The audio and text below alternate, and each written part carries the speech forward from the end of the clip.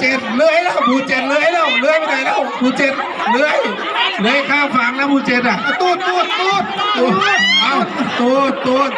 ห้ามใช้มือบิดซ้ายบิดขวายังไม่ถึงเอววันนั้นได้ครับเมื่อกี้มีไปวันนี้ไปข้างหนึ่งนะแจ้งกรรมการเลยกรรมการไปเสร็จแล้วแจ้งกรรมการครับกรรมการอยู่ล่างดูกรรมการว่าไงให้กรรมการดูนะครับกรรมการว่าไงกรรมการว่าไง